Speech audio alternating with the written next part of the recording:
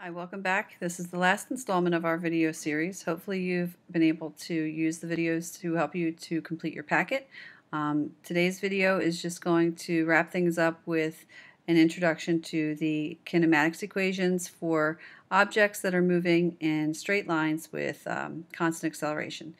So let's get started. These equations are strictly for objects moving in one dimension, in other words, straight line, back, forth, up, down, north, south, east, west, whatever it might be, with constant acceleration for a certain time interval. If you have more than one time interval, you may have more than one acceleration. You just have to separate out time intervals to deal with problems like that. And the problem that we're going to do, the example we're going to do, does involve multiple time intervals, so that should help you understand that. So here's our first equation, second equation, and third equation.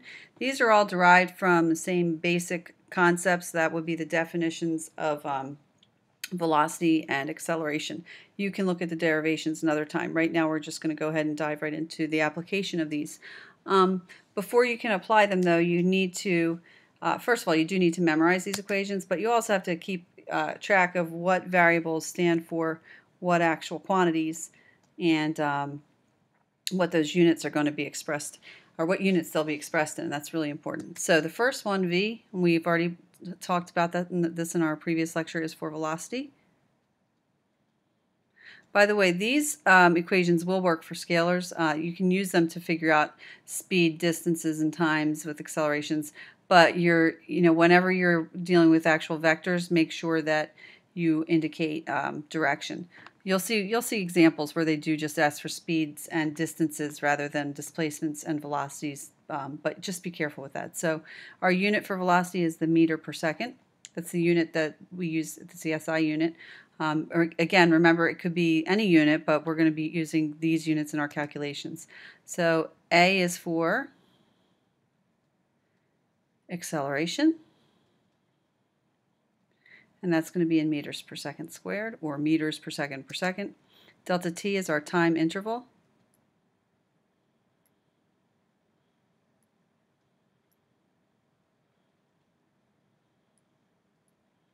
You get that I to dot. And that's going to be in seconds. And finally, delta X is our displacement, which, remember, is just change in position. And that's going to be in meters.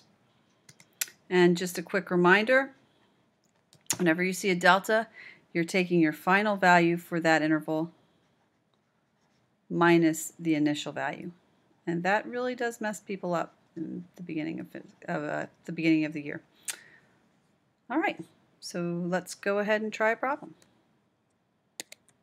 So here's our example. We have a race car starting from rest.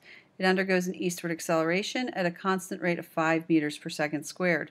We are asked to determine the velocity of the car after 100 meters, how much time has gone by in that acceleration, and lastly, supposing that after that time interval the race car experienced a westward acceleration, how far will it travel before stopping? So there are several things to recognize in this problem. First of all, before we start the problem, we need to make sure we understand what is being asked of us. We also need to make sure we can visualize the system, what's going on with the system. So in this case, we have a car. It starts from rest, meaning it has an initial velocity of 0, and it starts to travel east because of an eastward acceleration. And they give us the rate of that acceleration. It tells you how far did it go in that first part of the problem. So in other words, we know it travels 100 meters, and we know that's actually going to be to the east. Doesn't tell us that, but that should be pretty obvious to us. They want to know how fast it's moving and in what direction, the velocity of the car after that displacement. So that's, you can kind of picture that. So we've got a car. Always want to draw a picture if you can, if it's applicable. So we have a car. It's not moving initially. Then it accelerates and it experiences a displacement because of that acceleration. So that after that time period, whatever it is, it's moving at some speed, some velocity. Okay? We don't know the time period. And then after that, it's going to undergo further displacement. And finally, at the end of that second interval, my car seems to be changing shape. Same car. It stopped again. All right? So there's a little visual of what's happening here. Now, another thing that might be helpful to you, I know it's helpful to me, is since these are two specific time intervals, two different time intervals, I'm going to give them little subscripts. Everything over here I'm going to call 1, and there was an acceleration over here as well. And everything over here I'm going to call 2. Okay? All right, so let's go ahead and list what we know. All right, I didn't really list anything that I know. I just kind of listed some key variables that are going to help us solve the problem. I know that in my first time interval, I have a displacement of 100 meters. Oh, and by the way, something that's really important, we need to establish our coordinate system. We're going to call this direction east. This is going to be west. East will be positive. West will be negative. Okay? So over here, I've got eastward 100 meters, so I know that's a positive value. I have a delta t that I don't know, but they actually asked me to find that in part B, so I'm going to write that down. That's a plus sign and a 1 up there, not a 7. I know the acceleration during that first interval is positive 5 meters per second squared. And why positive? Again, it's eastward, and I'm calling east my positive direction. I don't know my final velocity after that time interval, but I do know the initial velocity of that time interval was 0. And I know that they're asking me in part A to find the final velocity for that time interval. So that's what I know about the first time interval. Now the second time interval, I also have a displacement. I don't know what that is. In fact, in C, they're asking me what that is. Okay? I don't know delta t for that second time interval. They're not really asking me to find it. Maybe I need it, maybe I don't. We'll find out later. My second acceleration is westward. So that means I must, by definition, put a negative sign there. Since I called west, I defined that as negative. So negative 3.5 meters per second squared. V initial for the second time interval, I don't know it yet, but I will, because guess what? It's the same as the final velocity in the first time interval. And I know that V2, my very final velocity, is 0 again. So I actually know a lot. I'm going to be able to use that to determine the things that they're asking. Okay, so make sure you've got that all written down. And we're going to move on to the solutions. All right, so after the first 100 meters, they want us to tell how fast that car is moving and in what direction. What is its final velocity for that interval? So what I'm going to start out with is a look at my equations. I don't know the time interval itself. I don't know delta t yet. I do know A, and I know V initial, and I want V final. I know delta x. So I'm looking for an equation that does not involve delta t, but does involve the other variables that I'm interested in. And that equation is this one. I'm going to go through now, since I've established two time intervals, I'm going to put little subscripts here so I don't get confused later on. And I'm going to solve this equation for V1.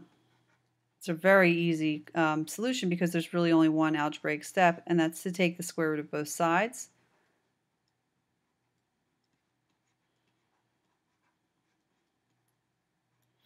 And then plug in the numbers. Notice I didn't plug anything in yet. I'm going to wait until I've got all the algebra done. This was 0, so I don't have to plug in anything there.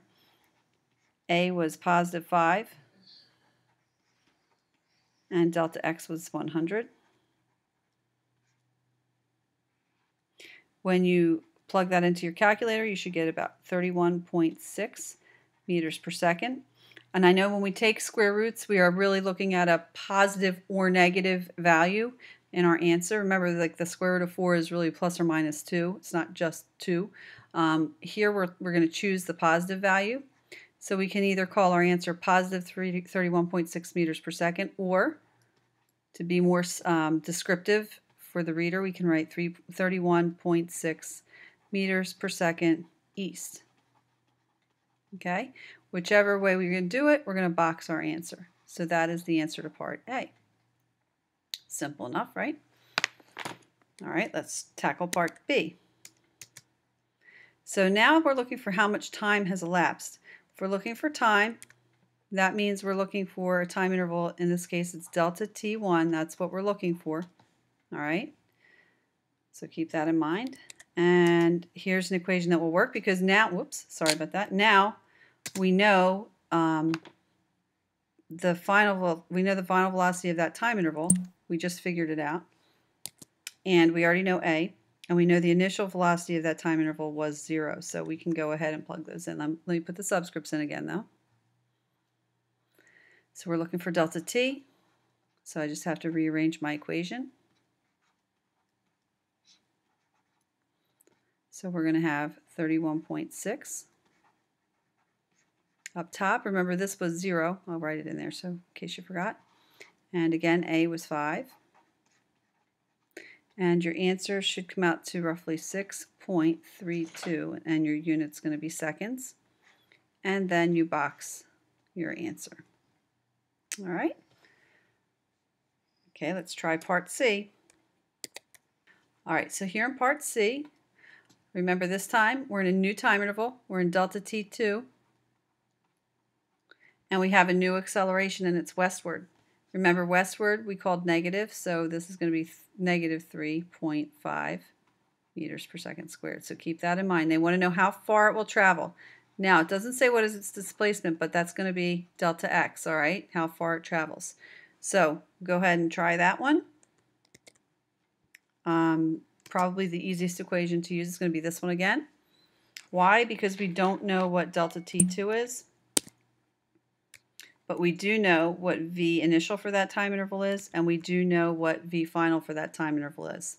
So let me write in my subscripts. Now we're in time interval 2, remember. I'm going to solve for delta x algebraically first.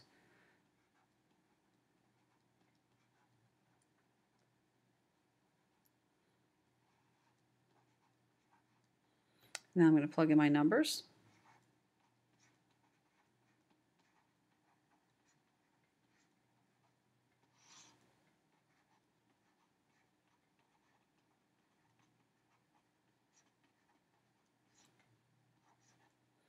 And I get 143 meters.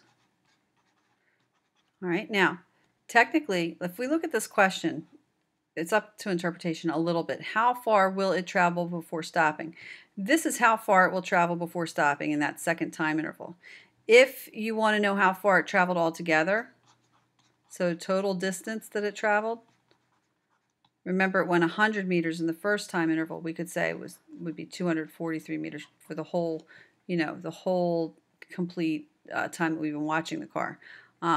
We don't need to put east on this. It is east because it comes out positive, but we don't need to indicate that because how far is a distance?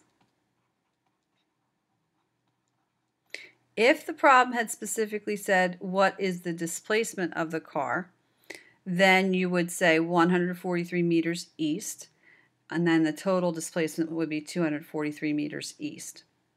All right, so again, let's box our answer. I'm going to go ahead and box this one because the way the question's written, it seems that that's what they're really asking for there. If you're not happy with that, you could box both because as long as you're clear on what it is that you're indicating, that's fine. All right, so that's it for the summer video lecture series. Hopefully it was helpful to you, and hopefully you were able to follow it pretty easily and complete your packet. The Moving Man video is up. Really all you have to do with that is kind of watch the video. There's a segment of time where that is indicated in the packet that it asks you to kind of focus on. So, you need to look at that particular time interval most carefully. And then towards the end of the videos when there's a little challenge for you to try to come up with a rule regarding velocities and accelerations and displacements on those motion graphs. So hopefully that won't give you any trouble. Have a great summer, what's left of it.